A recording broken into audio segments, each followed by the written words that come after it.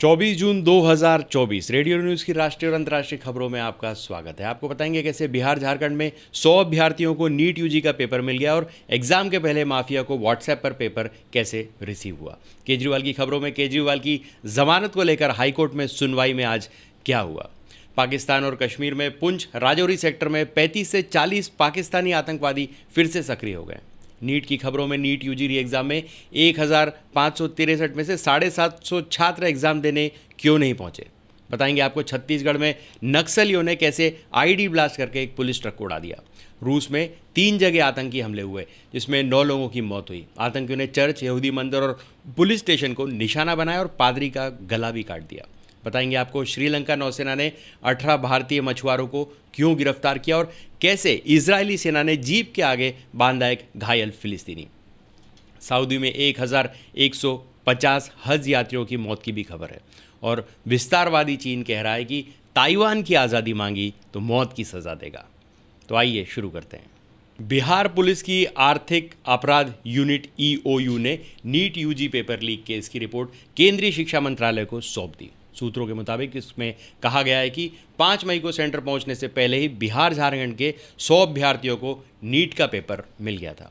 इस लीक को परीक्षा माफिया और साइबर अपराधियों ने मिलकर अंजाम दिया था। इसमें एक दिन पहले झारखंड के देवघर से गिरफ्तार चिंटू, मुकेश, पंकु, परमजीत, राजीव कुमार शामिल थे। चिंटू इस लीक कांड के मुख्य सरगना संजीव मुखिया का रिश्तेदार है और पंकु, परमजीत और राजीव साइबर अपराधी हैं। ईओयू के मुताबिक चिंटू ने व्हाट्सएप पर 5 मई की सुबह नीट यूजी का प्रश्न पत्र उत्तर के साथ पीडीएफ फाइल में पहुंचा दिया। उसने खेमचीनक स्थित लर्न एंड प्ले स्कूल के वाईफाई प्रिंटर से प्रिंट निकलवाए। चिंटू ने फ़ोन पर पेपर कहां से आया था इसकी जांच हो रही है। ईओयू के डीआईजी मंजीत सिंह ढिल्लो के मुताबिक बिहार के फ्लैट में जो पेपर के जले हुए टुकड़े मिले थे उसका मिलान एनटीए के मूल पेपर से हो गया है। अब इसे जांच के लिए एसएफएल भेजा है। ईओयू टीम हजारीबाग के ओएसिस स्कूल की जांच कर रही है। 4 मई को ब्लू डार्ट कुरियर से प्रश्न पत्र हजारीबाग एसबीआई ब्रांच पहुंचा और फिर 5 मई को बैंक से कुरियर से ओएसिस स्कूल पहुंचा। आशंका है कि बैंक से स्कूल पहुंचने के दौरान ही प्रश्न पत्र को ट्रंक से निकाला गया। शिक्षा मंत्रालय के सूत्रों का कहना है कि पुलिस ने पेपर लीक की बात साबित तो कर दी, लेकिन यह केवल पटना, नालंदा और वैशाली तक ही सीमित रहा। उच्च शिक्षा विभाग के शीर्ष अधिकारी का कहना है कि नीट का मामला यूजीसी नेट मामले से बिल्कुल अलग है। यूजीसी नेट का पेपर टेलीग्राम और डार्क नेट पर उपलब्ध था, जो इंटरनेट नेटवर्क से जुड़े हैं, जबकि नीट का पेपर केवल सीमित लोगों के पास ही था। लेकिन यह भी एक गंभीर मामला, इसलिए मामले की तह तक जाने के लिए सीबीआई को मामला सौंपा गया है। नीट यूजी में ग्रेस मार्क्स पाने वाले 1563 छात्रों के लिए रविवार 23 जून को 5 राज्यों में 7 सेंटर पर दोबारा परीक्षा हुई। इसमें से 813 ही छात्र शामिल हुए और 750 छात्र परीक्षा देने पहुंचे ही नहीं। 5 मई को हुई परीक्षा में हरियाणा के जिस झज्जर ने 6 टॉपर दिए थे वहां 40% बच्चे रीनीट देने नहीं आए। ग्रेस मार्क्स पाने वाले 1563 में से 790 छात्र ऐसे हैं जो 5 मई की परीक्षा में ग्रेस मार्क्स मिलने के कारण क्वालिफाई हुए थे। हालांकि एनटीए ने अभी यह नहीं बताया कि रीनीट न देने वालों में से ऐसे कितने हैं जो पिछली बार बिना ग्रेस मार्क्स से क्वालिफाई हुए थे। केंद्रीय सरकार ने शनिवार 22 जून की रात 9 बजे एनटीए के महानिदेशक सुबोध कुमार सिंह को हटा दिया। प्रदीप सिंह खरोला को नया डीजी नियुक्त किया गया। Kharola Indian trade promotion organisation के सीएमडी हैं। 1 मई 2024 को उन्हें स्टाफ सिलेक्शन कमेटी एसएससी के चेयरमैन का अतिरिक्त प्रभार सौंपा गया था। इससे पहले 22 जून की दोपहर शिक्षा मंत्रालय ने एनटीए की परीक्षाओं में गड़बड़ी रोकने और पारदर्शिता लाने के लिए 7 सदस्यीय हाई लेवल कमेटी का भी ऐलान किया। इसरो के पूर्व चेयरमैन और आईआईटी कानपुर के पूर्व डायरेक्टर के राधाकृष्णन इसके अब चीफ होंगे। यह कमेटी 2 महीने में शिक्षा मंत्रालय को रिपोर्ट सौंपेगी। दिल्ली के मुख्यमंत्री अरविंद केजरीवाल जमानत को लेकर हाईकोर्ट में सुनवाई हो सकती है। इससे पहले 21 जून को हाईकोर्ट में सुनवाई थी। वेकेशनल बेंच ने ईडी की याचिका पर सुनवाई करते हुए फैसला सुनाए जाने तक जमानत पर रोक लगा दी थी। कोर्ट ने दोनों पक्षों की दलील सुनने के बाद कहा कि हम 24-25 जून तक फैसला सुनाएंगे, तब तक जमानत पर रोक रहेगी। 20 जून को 8 बजे राउज एवेन्यू कोर्ट ने अरविंद केजरीवाल को जमानत दे दी थी। जज न्याय बिंदु की बेंच ने कहा था कि ईडी के पास अरविंद केजरीवाल के खिलाफ कोई सीधे सबूत नहीं है। कोर्ट ने केजरीवाल को 1 लाख के बेल बॉन्ड पर जमानत दे दी थी। लोअर कोर्ट के फैसले के विरोध में ईडी ने 21 जून को दिल्ली हाई कोर्ट में याचिका लगाई। जस्टिस सुधीर जैन और जस्टिस रविंदर डुडेजा की बेंच में ईडी के वकील SV राजू ने कहा, लोअर कोर्ट का फैसला सही नहीं है, हमें दलीलें रखने का पूरा समय नहीं मिला। ईडी की ओर से ASG SV राजू, केजरीवाल की तरफ से अभिषेक मनु सिंघवी और विक्रम चौधरी ने करीब 5 घंटे तक दलीलें रखी। बेंच ने 5 घंटे की दलील की सुनवाई के बाद फैसला सुरक्षित रख लिया और अब सभी वकीलों से 24 जून तक लिखित दलीलें दाखिल करने को कहा है। उधर केजरीवाल की मांग को लेकर रविवार को सुप्रीम कोर्ट पहुंच गए। उनके वकीलों ने इस पर 24 जून यानी आज सुनवाई की मांग की। हालांकि सुप्रीम कोर्ट में सुनवाई को लेकर अभी तक कोई अपडेट सामने नहीं आया है। SG SV राजू ईडी के वकील की 4 दलीलें ये थी कि मुझे पूरी तरह से मामले पर बहस करने की इजाज़त नहीं दी, मुझे लिखित जवाब दाखिल करने के लिए 2 से 3 दिन का उचित समय भी नहीं दिया गया। ये गलत है, मेरा रिकॉर्ड अच्छा रहा है, लेकिन निचली अदालत ने कहा कि आधे घंटे में सब खत्म कीजिए क्योंकि वह फैसला सुनाना चाहती है। मैं पूरी गंभीरता के साथ आरोप लगा रहा हूँ। ट्रायल कोर्ट का आदेश पूरी तरह से विकृत है क्योंकि PMLA की धारा 45 के प्रावधानों के विपरीत है। ट्रायल कोर्ट ने हमारी बातें ठीक से नहीं सुनी। कोर्ट ने जवाब को यह कहते हुए नहीं देखा कि यह बहुत बड़ा है, इससे अधिक विकृत आदेश कोई नहीं हो सकता। ईडी ने गोवा विधानसभा चुनाव में आम आदमी पार्टी द्वारा आपराधिक आय का इस्तेमाल करने के सबूत पेश किए और 45 करोड़ रुपए का पता लगाया। कोर्ट ने महत्वपूर्ण निष्कर्षों को खारिज किया जिसमें 100 करोड़ रुपए की रिश्वत मांगने में केजरीवाल की कथित भूमिका भी शामिल थी। क्या संवैधानिक कुर्सी पर बैठे रहना जमानत का आधार है? इसका मतलब है कि हर मंत्री को जमानत मिलेगी, इससे ज़्यादा विकृत बात कुछ नहीं हो सकती। आदेश पारित होने के बाद हमने ऊपरी अदालत का रुख करने के लिए निचली अदालत से 48 घंटे के लिए स्थगन का अनुरोध किया था, जिसे स्वीकार नहीं किया गया। अभिषेक मनु सिंघवी और विक्रम चौधरी जो कि केजरीवाल के वकील थे, उनकी ये 4 दलीलें थीं। केजरीवाल के पास एक भी पैसा नहीं मिला है। जांच एजेंसी को सबूत खोजने के लिए किसी आरोपी को अनिश्चित काल तक जेल में नहीं रखा जा सकता। एलिस इन वंडरलैंड की तरह ईडी का भी एक विकृत अपना ही अर्थ है। उनके लिए इसका मतलब है कि त्रुटि विकृति है और जब तक ईडी के हर तर्क को शब्दशः दोहराया नहीं जाता तब तक यह विकृति ही है। ईडी का रुख है कि या मेरा रास्ता या फिर हाईवे, मतलब माय वे और हाईवे। उन्होंने कहा कि ट्रायल कोर्ट के आदेश में ईडी द्वारा उठाए गए सभी पहलुओं पर विचार किया गया। केजरीवाल के वकीलों ने कहा कि ईडी संविधान का अनुच्छेद 21 ईडी का पालन नहीं करती, वह किसी व्यक्ति की स्वतंत्रता को प्राथमिकता नहीं देती। राउस कोर्ट एवेन्यू के बेल ऑर्डर की 5 मेन बातों में से ये थी कि ईडी के पास केजरीवाल के खिलाफ आगे बढ़ने के लिए पर्याप्त सबूत नहीं है, वह किसी भी तरह से सबूत हासिल करने के लिए वक्त ले रही है। यही बात अदालत को जांच एजेंसी के खिलाफ फैसला लेने के लिए मजबूर करती है कि वह पक्षपात के बिना काम नहीं कर रही। इस पर जस्टिस न्याय बिंदु ने कहा कि ईडी केजरीवाल के उठाए मुद्दों पर चुप है, जैसे कि उनका नाम CBI केस या ECIR की FIR में नहीं है। केजरीवाल के खिलाफ आरोप कुछ सह आरोपियों के बयानों के बाद सामने आए। कोर्ट ने अमेरिका के संस्थापकों में से एक बेंजामिन फ्रैंकलिन के कोट का जिक्र किया। एक निर्दोष को सजा देने से बेहतर है कि 100 दोषी छूट जाएं। यह भी एक बड़ा फैक्ट है कि केजरीवाल को आज तक अदालत ने तलब नहीं किया है, फिर भी वे अभी भी चल रही जांच के बहाने ईडी के कहने पर न्यायिक हिरासत में। ईडी स्पष्ट करने में विफल रहा है कि पूरी धनराशि का पता लगाने के लिए उसे कितना समय चाहिए। यह भी ध्यान देने वाली बात है कि ईडी इस बारे में चुप है कि अपराध की आय का इस्तेमाल गोवा में आम आदमी पार्टी ने विधानसभा चुनाव में कैसे किया, जबकि लगभग 2 साल बाद भी इस पूरे अमाउंट का बड़ा हिस्सा पता लगाना बाकी है। इसकी भी संभावना है कि केजरीवाल के कुछ परिचित लोग किसी अपराध में शामिल हो या अपराध में शामिल किसी तीसरे व्यक्ति को जानते हो, लेकिन ईडी अपराध की आय के संबंध में उनके खिलाफ कोई जाहिर सबूत नहीं दे सकी है। लोअर कोर्ट ने केजरीवाल के जमानत के लिए 2 शर्तें लगाई हैं। वे जांच में बाधा डालने या गवाहों को प्रभावित करने की कोशिश नहीं करेंगे। दूसरा, ज़रूरत पड़ने पर अदालत में पेश होंगे और जांच में सहयोग करेंगे।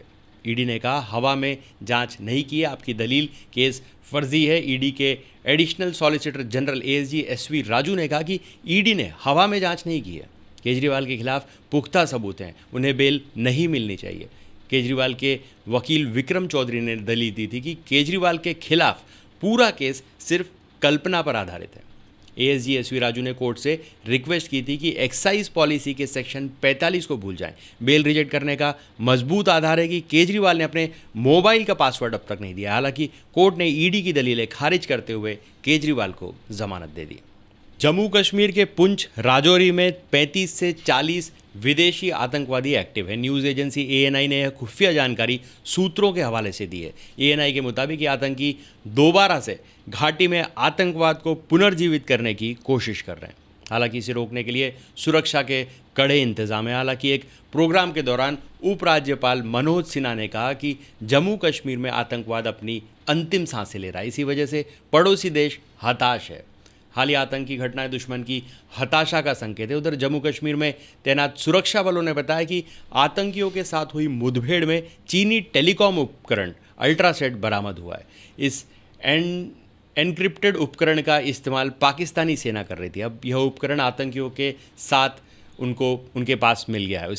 इसके चलते सीमा पार से चोरी छुपे हो रही घुसपैठ और शहरों और गांवों के बाहर आतंकी इलाकों में छिपे आतंकियों को लेकर सुरक्षा बलों की चिंता बढ़ गई है। अधिकारियों का कहना है कि आतंकियों के पास ऐसा मोबाइल हैंडसेट मिलना इस बात का सबूत है कि आतंकियों को ट्रेनिंग, हथियार और गोला बारूद मुहैया कराने का काम पाकिस्तानी सेना कर रही है।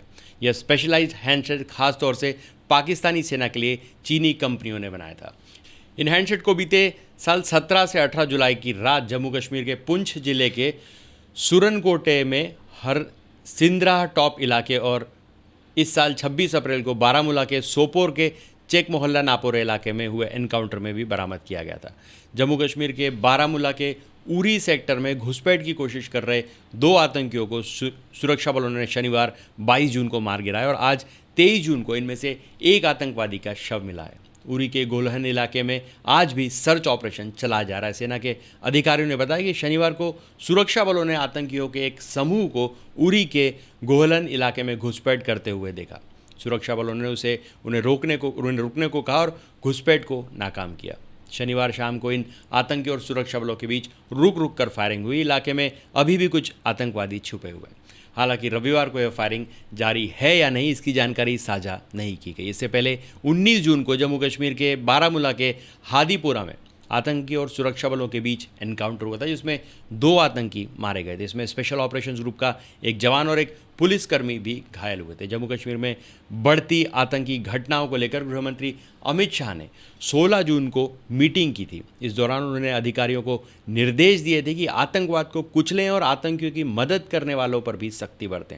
इस मीटिंग के 6 दिन बाद ही आतंकियों ने घुसपैठ की कोशिश की। जम्मू कश्मीर के एलजी मनोज सिन्हा ने रविवार को रियासी में पुलिस ट्रेनिंग सेंटर में कहा, आतंकवाद अब अंतिम सांस ले रहा है। हाल ही में हुई आतंकी घटनाएं बताती हैं कि आतंकवाद को एक्सपोर्ट करने वाला हमारा पड़ोसी पाकिस्तान घबरा गया है।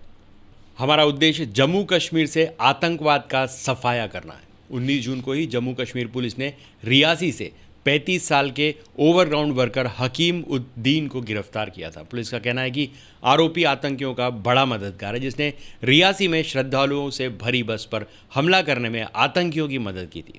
पुलिस के मुताबिक आरोपी ने 6,000 रुपये में आतंकियों को पनाह दी थी। आतंकियों को खाना मुहैया कराने से साथ घटनास्थल तक पहुंचाने का रास्ता भी बताया था। इस हमले में 9 श्रद्धालु मारे गए थे, जबकि 40 घायल हुए थे। सोमवार 19 जून की सुबह बांदीपुरा में सुरक्षा बलों ने आतंकी एलईडी कमांडर उमर अकबर लोन उर्फ जाफर को मार गिराया था। वो पट्टन का रहने वाला था। इलाके में 2 से 3 आतंकियों की और छुपे होने की आशंका है। उनकी तलाश के लिए सेना का ऑपरेशन जारी है। आरागाम के जंगलों में रविवार 16 जून को फायरिंग की आवाज़ सुनाई दी थी। इसके बाद सेना और पुलिस ने सर्चिंग की। सोमवार सुबह तलाशी तेज हो गई तो आतंकियों ने गोलीबारी की। ड्रोन फुटेज में मारे गए आतंकी जफर का शव जंगल में पड़ा नजर आया। 9 जून के बाद 4 आतंकी हमले हो चुके हैं। जम्मू कश्मीर में 9 जून से रियासी, कठुआ और डोडा में 4 स्थानों पर आतंकी हमले हुए। इसमें 9 तीर्थयात्री मारे गए। साथ ही एक केंद्रीय रिजर्व पुलिस बल सीआरपीएफ का जवान भी शहीद हो गया। वहीं 1 नागरिक और 7 सुरक्षाकर्मी घायल हो गए। नीट यूजी एग्जाम में हुई गड़बड़ियों को लेकर एजुकेशन मिनिस्ट्री की शिकायत पर रविवार 23 जून को सीबीआई ने पहली एफआईआर दर्ज करवाई। मिनिस्ट्री से मिले कुछ रेफरेंस के आधार पर अनजान लोगों के खिलाफ आईपीसी के सेक्शन 120 बी क्रिमिनल कॉन्स्पिरेंसी और 420 चीटिंग समेत कई धाराओं में एफआईआर दर्ज की गई है। जांच के लिए सीबीआई ने 2 स्पेशल टीमें बनाई हैं जो पटना और गोधरा जाएंगी। केंद्र सरकार ने 22 जून की रात जांच की जिम्मेदारी सीबीआई को सौंपी थी। इससे पहले सरकार ने शनिवार रात 9 बजे एनटीए नेशनल टेस्टिंग एजेंसी के डायरेक्टर जनरल सुबोध कुमार सिंह को हटा दिया था। उसकी जगह प्रदीप सिंह खरोला को नया डीजी नियुक्त किया गया। वहीं 5 मई को हुई नीट परीक्षा के रिजल्ट्स में ग्रेस मार्क्स पाने वाले 1563 कैंडिडेट्स के लिए रविवार को री एग्ज़ाम हुआ। एग्ज़ाम दोपहर 2 बजे से शाम 5:20 के बीच शेड्यूल किया गया।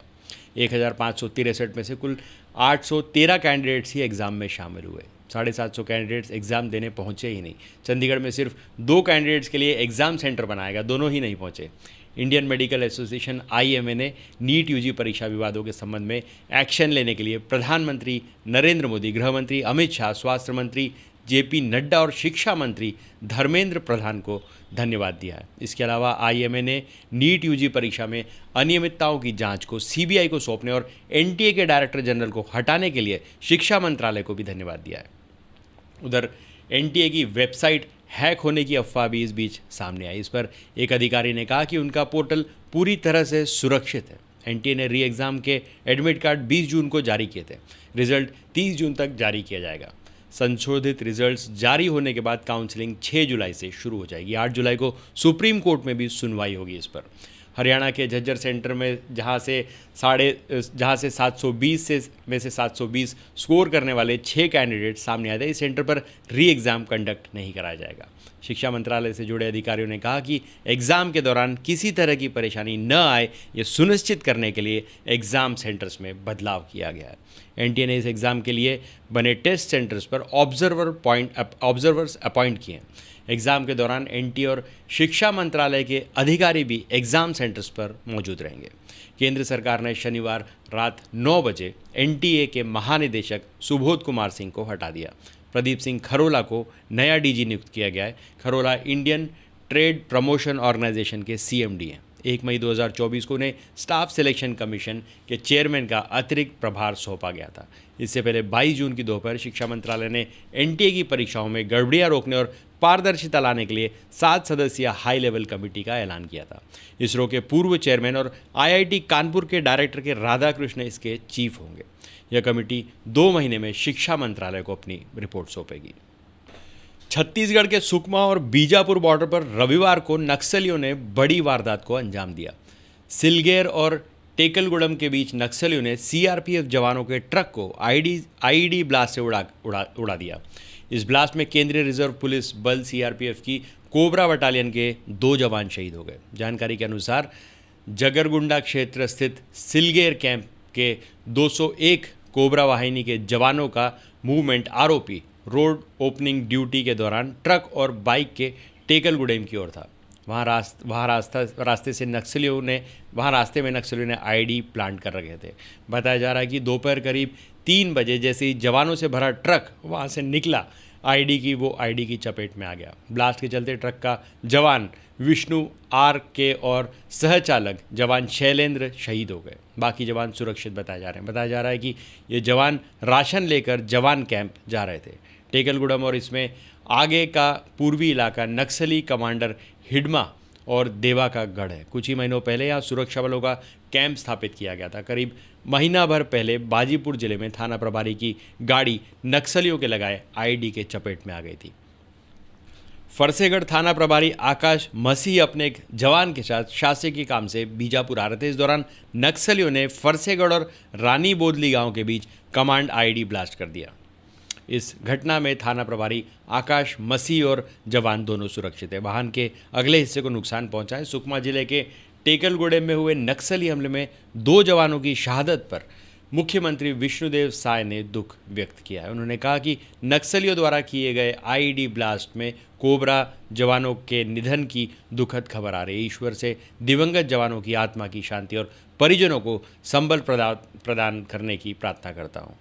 सीएम ने कहा कि बस्तर में चल रहे नक्सल उन्मूलन अभियान से नक्सली हताश और विचलित होकर ऐसी कायराना हरकतों को अंजाम दे रहे हैं। जवानों की शहादत व्यर्थ नहीं जाएगी। नक्सलवाद के खात्मे तक हम चुप नहीं बैठेंगे। इस साल जनवरी से 23 जून तक बस्तर संभाग के जवानों ने 140 से ज़्यादा नक्सलियों को ढेर किया, जबकि कई नक्सली घायल हुए। इस दौरान 7 जवान भी शहीद हुए। इसके अलावा नक्सलियों ने कई बार जवानों और उनके कैंप को भी निशाना बनाने का प्रयास किया। रूस के दागिस्तान में रविवार 23 जून को आतंकियों ने 2 चर्च, एक सिनेगॉग और एक पुलिस पोस्ट पर हमला कर दिया। इसमें एक पादरी, 8 पुलिसकर्मियों सहित कुल 9 लोगों की मौत हो गई। पुलिस के 25 जवान घायल भी हो गए, वहीं 4 आतंकी भी मारे गए। CNN के मुताबिक आतंकियों ने पादरी का गला भी काट दिया। पादरी 67 साल के थे। जिस यहूदी मंदिर और चर्च पर हमला हुआ वो दागिस्तान के डॉर्बेंट शहर में स्थित है, जो मुस्लिम बहुल इलाके उत्तरी कोकेशस में यहूदी समुदाय का गढ़ है। जबकि जिस पुलिस स्टेशन पर हमला हुआ वो डरबेंट से 125 किलोमीटर दूर दागिस्तान की राजधानी माखच काला में है। रूस की नेशनल एंटी टेररिज्म कमेटी ने भी एक बयान में इस हमले की पुष्टि की है। दागिस्तान के आंतरिक मामलों के मंत्रालय ने कहा कि हथियारबंद लोगों के एक समूह ने एक सिनेगॉग के चर्च पर गोलीबारी की। इसमें 4 आतंकियों को मार गिराया गया, कुछ भाग गए जिनकी तलाश की जा रही है। अल जजीरा न्यूज़ नेटवर्क के मुताबिक डरबेंट स्थित एक सिनेगॉग और चर्च में आतंकी हमले के कारण आग लग गई। इसका वीडियो भी सोशल मीडिया पर सामने आया। अटैक के बाद हमलावरों को एक कार में भागते देखा गया। आतंकियों ने दूसरे यहूदी मंदिर पर भी गोलियां चलाई। अच्छी बात यह रही कि उस समय वहां कोई नहीं था। रूसी न्यूज़ एजेंसी TASS ने बताया कि हमलावर एक अंतर्राष्ट्रीय आतंकवादी संगठन के सदस्य थे। फिलहाल किसी आतंकी संगठन ने हमलों की जिम्मेदारी नहीं ली है। दागिस्तान ने हमले के पीछे यूक्रेन और नेटो देशों को जिम्मेदार ठहराया। दागिस्तान के नेता अब्दुल खाकिम ने टेलीग्राम पर लिखा कि इसमें कोई शक नहीं कि आतंकी हमले में किसी न किसी तरह यूक्रेन और नेटो देश की खुफिया सेवाओं से जुड़े हुए हैं। रूस में आतंकी हमलों को लेकर यूक्रेन की तरफ से अभी कोई बयान नहीं आया। पड़ोसी देश चेचनिया के राष्ट्रपति रमज़ान कादिरोव ने कहा कि जो कुछ भी हुआ वह उकसावे और बयानों के बीच कलह पैदा करने का प्रयास जैसा लगता है। रूस के दागिस्तान में हुआ अटैक इस साल का दूसरा सबसे बड़ा आतंकी हमला। इससे पहले मार्च में आतंकी हमला हुआ था जिसमें 140 से ज़्यादा लोगों की मौत हो गई थी। इसकी जिम्मेदारी ISIS-K ने ली थी। हालांकि रूस ने इसमें यूक्रेन की मिलीभगत होने का आरोप लगाया था। पुतिन 18 मार्च को 5वीं बार रूस के राष्ट्रपति बने थे। हमला उसी के 5 दिन बाद हुआ था। BBC ने अपनी रिपोर्ट में एक्सपर्ट्स के हवाले से लिखा, हमला ISIS की खुरासान विंग यानी ISIS-K ने किया है। ISIS-K का नाम उत्तर पूर्वी ईरान, दक्षिणी तुर्कमेनिस्तान और उत्तरी अफगानिस्तान में आने वाले क्षेत्रों के नाम पर रखा गया है। यह संगठन सबसे पहले 2014 में पूर्वी अफगानिस्तान में एक्टिव हुआ था। तब रूस के उग्रवादी समूह के कई लड़ाके इसमें शामिल होने सीरिया पहुंचे थे। ये पुतिन और उनके प्रोपेगेंडा का विरोध करते हैं। उनका कहना है कि पुतिन की सरकार चेचनिया और सीरिया में हमले कर मुसलमानों पर अत्याचार करती है। अफगानिस्तान में ने मुसलमानों पर इसी तरह के अत्याचार रूस ने सोवियत काल के दौरान भी किए थे। श्रीलंकाई नौसेना ने शनिवार को 18 भारतीय मछुआरों को गिरफ्तार किया और 3 नावों को अपने कब्जे में ले लिया है। न्यूज़ एजेंसी PTI के मुताबिक श्रीलंकाई नौसेना ने बताया कि मछुआरे उनके डेफ्ट द्वीप में घुस आए थे। श्रीलंकाई नौसेना के प्रवक्ता कैप्टन गयान विक्रम सूर्या ने बताया कि अब मछुआरों को आगे की कानूनी कार्रवाई के लिए श्रीलंका के जाफना जिले के कांकेर सुथराई बंदरगाह ले जाया जाएगा। यह एक हफ्ते में दूसरा मामला है जब श्रीलंकाई नौसेना ने भारतीय मछुआरों को गिरफ्तार किया। इससे पहले नौसेना ने 4 भारतीय मछुआरों को गिरफ्तार किया और तो उनकी नाव भी जब्त कर ली थी। श्रीलंकाई अधिकारियों के मुताबिक इस साल अब तक 180 भारतीयों को गिरफ्तार किया है और 25 नावें जब्त हुई हैं। उन्होंने बताया कि भारतीय मछुआरे अवैध तरीके से श्रीलंका में घुसने की कोशिश करते हैं। श्रीलंकाई अधिकारियों ने बताया कि 2023 में भी भारतीय मछुआरों का यही हाल था, जिसमें जून के महीने में 240 से 245 तक मछुआरों को गिरफ्तार किया गया था, जो इस साल लगभग 75% है। कई बार तमिलनाडु सरकार इस बात का मुद्दा केंद्र सरकार के सामने उठा चुकी है। मछुआरे सबसे ज़्यादा तमिलनाडु के पास स्ट्रेट से श्रीलंका के उत्तरी सिरे में मछली पकड़ने जाते हैं। वहाँ बड़ी संख्या में मछलियों का झुंड रहता है जो लंबी और वजन में भी भारी होती हैं। भारतीय हिस्से में मछलियों की संख्या लगातार कम हो रही है। ऐसे में फिशिंग के लिए मछुआरे श्रीलंका और के आइलैंड की तरफ जाते हैं। हालांकि वहां तक जाने के रास्ते में इंटरनेशनल समुद्री सीमा पड़ती है, जिसे भारतीय मछुआरों को लांघना पड़ता है। इस सीमा को पार करते ही श्रीलंकन नेवी भारतीय मछुआरों को अरेस्ट कर लेती है। श्रीलंकाई सेना कई बार भारतीय मछुआरों पर गोली भी चला चुकी है। इजरायली सैनिक शनिवार को वेस्ट बैंक के जेनिन में रेड के दौरान एक घायल फिलिस्तीनी को अपनी गाड़ी के आगे बांध कर घुमाते नजर आए। उनका यह वीडियो सोशल मीडिया पर वायरल हो रहा है। दरअसल इजराइल की सेना कुछ वांटेड फिलिस्तीनियों को पकड़ने के लिए वेस्ट बैंक के वादी बुर्किन इलाके में गए थे। टाइम्स ऑफ इजराइल के मुताबिक ऑपरेशन के दौरान सेना और फिलिस्तीनियों के बीच गोलीबारी भी हुई। इसमें एक शख्स घायल हो गया। इसके बाद सैनिक घायल फिलिस्तीनी को इलाके से बाहर लेकर आ गए। उन्होंने उसे जीप के आगे के हिस्से में बांध दिया। हालांकि बाद में उसे यूएन की रेड क्रिसेंट टीम को सौंप दिया गया। बीबीसी के मुताबिक फिलिस्तीन का नाम मुजाहिद अज़मी था। इजरायली डिफेंस फोर्स ने मामले की पुष्टि करते हुए जांच के आदेश दिए। उन्होंने कहा कि वीडियो में जो नज़र आ रहा है वह हमारे आदेशों के खिलाफ है। हम इसकी जांच कर दोषियों को सजा देंगे।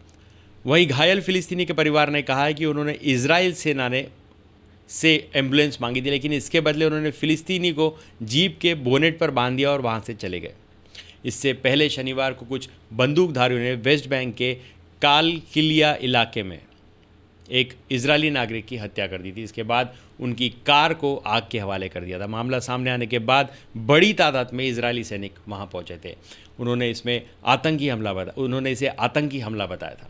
इजरायली सेना ने कहा था कि उनके देश के किसी भी नागरिक को फिलिस्तीन अथॉरिटी के कंट्रोल वाले वेस्ट बैंक में जाने की इजाज़त नहीं। हालांकि फिर भी कुछ इजरायली सस्ती सब्जी और अनाज के लालच में वेस्ट बैंक जाते रहते हैं। हमास के खिलाफ जंग शुरू होने के बाद से इजराइल लगातार वेस्ट बैंक में भी ऑपरेशन चलाता रहा है। यूएन के मुताबिक इस दौरान करीब 480 फिलिस्तीनियों की मौत हुई। इसमें सशस्त्र ग्रुप, हमलावर और आम नागरिक शामिल हैं। वहीं वेस्ट बैंक में ऑपरेशन के दौरान 6 सैनिकों समेत 10 इजरायलियों की भी मौत हुई। वेस्ट बैंक के अलावा गाज़ा में भी इजरायली सैनिकों पर कई बार फिलिस्तीनियों को प्रताड़ित करने के आरोप लग चुके हैं। मार्च में फिलिस्तीनी महिलाओं की अंडरवेयर के साथ इजरायली सैनिकों ने कुछ वीडियो भी वायरल किए थे। इसमें सैनिकों के एक हाथ में बंदूकें और दूसरे हाथ में महिलाओं के वस्त्र थे। वीडियो वायरल होने के बाद इजरायली सेना के प्रवक्ता ने कहा था कि मामले की जांच की जा रही है और दोषियों पर कार्रवाई होगी। वहीं 26 दिसंबर 2023 को CNN ने सोशल मीडिया पर वायरल हो रहे एक वीडियो के हवाले से दावा किया था कि गाज़ा में इजरायली डिफेंस फोर्सेस IDF ने फिलिस्तीनी पुरुषों को और 2 बच्चों को निर्वस्त्र करके हिरासत में लिया था। वीडियो में एक फुटबॉल स्टेडियम में फिलिस्तीनी हाथ पीछे बांधे आधे कपड़ों में बैठे नजर आ रहे थे। इसमें 2 बच्चे भी शामिल थे। कुछ लोगों की आंखों पर पट्टी भी बंधी हुई थी। इससे पहले 9 दिसंबर को भी गाज़ा में सरेंडर करते फिलिस्तीनियों का एक वीडियो लीक हुआ था, जिसमें किसी के तन पर भी कपड़े नहीं थे। लोग सिर्फ अंडरवेयर में दिखाई दे रहे थे। इसके बाद एक शख्स आगे आता है और इसके हाथ में एक गन है। इजरायली सैनिक इसे धीरे धीरे आगे बढ़ने को कह रहे हैं। इसके बाद शख्स ज़मीन पर बंदूक रखकर वापस लौट जाता है। हालांकि इजराइल ने इस मुद्दे पर अभी कोई बयान नहीं दिया है। सऊदी अरब में हज यात्रा के दौरान अब तक 1150 हज यात्रियों की मौत हो गई। इसमें सबसे ज़्यादा मिस्र के 658 लोग हैं। इसके बाद इंडोनेशिया के 199 और भारत के 98। वहीं जॉर्डन से 75, ट्यूनीशिया से 49, पाकिस्तान से 35 और ईरान से 11 हज यात्रियों की मौत की खबर है। सऊदी अरब ने अभी तक अपने नागरिकों की कुल मौत का सरकारी आंकड़ा जारी नहीं किया, इसलिए आशंका है कि मरने वालों की संख्या और बढ़ेगी। मिस्र में मारे गए 658 हज यात्रियों में से 630 बिना वीज़ा के हज गए थे। इस भयावह समस्या से निपटने के लिए मिस्र के क्राइसिस सेंटर का गठन किया गया था। CNN की रिपोर्ट के मुताबिक हज यात्रा के दौरान मारे गए यात्रियों के शव सड़कों पर पड़े हुए हैं। इन्हीं के बीच से बाकी यात्री हज करने जा रहे हैं। इस साल बड़ी संख्या में हुई हज यात्रियों के मरने के पीछे बड़ी वजह भीषण गर्मी का होना है। मक्का का तापमान 45 डिग्री से 50 डिग्री तक पहुंचने के कारण कई हज यात्रियों लू के चलते उनकी मौत हो गई। सऊदी सरकार के मुताबिक अब तक 2700 से ज़्यादा हज यात्री हीट स्ट्रोक की चपेट में आ चुके हैं। हज पर जाने के लिए हज यात्री टूर ऑपरेटर का भी सहारा ले रहे हैं। इसके लिए ऑपरेटर पैकेज लेकर उचित सुविधा जैसे रहने, खाने और ट्रांसपोर्ट जैसी तमाम ज़रूरी चीज़ें मुहैया कराने का वादा करते हैं। हालांकि मिस्र के सांसद महमूद कासिम ने टूर ऑपरेटरों पर हज यात्रियों के साथ धोखाधड़ी करने का आरोप लगाया है। उन्होंने कहा है कि हज यात्रियों को टूर ऑपरेटरों ने उचित सुविधाएं नहीं दी, जिससे उन्हें कठिनाइयों का सामना करना पड़ा और जिससे उनकी मौत हो गई। मिस्र ने हज यात्रियों से धोखाधड़ी करने वाली टूर ऑपरेटर कंपनियों के खिलाफ बड़ी कार्रवाई की है। पीएम मुस्तफ़ा ने 16 कंपनियों के लाइसेंस रद्द करने का आदेश दिया। इसके अलावा इन कंपनियों पर मुकदमा चलाने और जुर्माना लगाने का भी आदेश दिया है। जुर्माने में जब्त राशि को हज यात्रा के दौरान हादसे का शिकार हुए लोगों में बांटने को भी कहा गया है। दूसरी तरफ बड़ी संख्या में मौतों के कारण ट्यूनीशिया के राष्ट्रपति ने धार्मिक मामलों के मंत्री को बर्खास्त कर दिया है। हज यात्रा के लिए विशेष हज वीज़ा की ज़रूरत होती है। हालांकि कुछ लोग इसके बजाय टूरिस्ट वीज़ा लेकर सऊदी आते हैं और हज पर चले जाते हैं। सऊदी अधिकारियों के मुताबिक बिना रजिस्ट्रेशन के हज पर आने से इस बार भीड़ बढ़ गई। दूसरी तरफ बिना वीज़ा हज के लिए आने वाले लोग स्वास्थ्य संबंधी समस्याएं होने पर भी प्रशासन से बचने की कोशिश करते रहे। इन कारणों से भी इस साल मौत की संख्या में इजाफा हुआ है। दरअसल हज यात्रियों की पहचान के लिए निःशुल्क कार्ड जारी होता है। हालांकि इनकी संख्या ज़्यादा होने के कारण बिना हज वीज़ा के आए लोगों की पहचान करना मुश्किल हो जाता है, जिस कारण टूरिस्ट भी हज करने में सफल हो जाते हैं। चीन ने शुक्रवार को ताइवान की आज़ादी की मांग करने वाले लोगों को मौत की सज़ा की धमकी दी है। हालांकि चीन की इस धमकी को बेअसर माना जा रहा है, क्योंकि ताइवान की आज़ादी की मांग चीन में नहीं होती। ये मांगे ताइवान में होती है, जहां चीनी अदालत के नियम नहीं चलते। रिपोर्ट के मुताबिक चीन ने शुक्रवार को ये नई गाइडलाइन जारी की। इसमें कहा गया कि ताइवान की आज़ादी की मांग करने वाले नेताओं के कदम से यानी देश या जनता को किसी भी प्रकार का नुकसान होता है तो मौत की सज़ा दी जा सकती है। इसके अलावा सज़ा के तौर पर 10 साल की सज़ा का भी प्रावधान है। चीन की सरकारी समाचार एजेंसी शिन्हुआ के मुताबिक गाइडलाइन में कहा गया है कि चीन की अदालतें, सरकारी वकील और सुरक्षा से जुड़ी एजेंसियां ताइवान की आज़ादी चाहने वाले लोगों को देश को बांटने और अलगाववाद भड़काने के आरोप में कड़ी सजा दी जाए। देश की संप्रभुता, एकता और अखंडता की रक्षा की जानी चाहिए। चीन ताइवान में पिछले ही महीने राष्ट्रपति पद की शपथ लेने वाले लाई चिंग को खतरनाक अलगाववादी मानता है। चीन ने ताइवान के राष्ट्रपति को लेकर दावा किया है कि वो चीन के खिलाफ युद्ध छेड़ना चाहते हैं। वहीं ताइवान के राष्ट्रपति चिंग ने चीन के बढ़ते दबाव की शिकायत की है। उनका कहना है कि चीन ताइवान के आसपास के द्वीपों के पास आक्रामक तरीके से military action, coast guard patrolling और ट्रेंड सेक्शन लगा रहा है। चीन ताइवान को अपना हिस्सा मानता है, जबकि ताइवान खुद को एक स्वतंत्र देश मानता है। चीन और ताइवान के बीच से ये झगड़ा 73 साल से चला आ रहा है।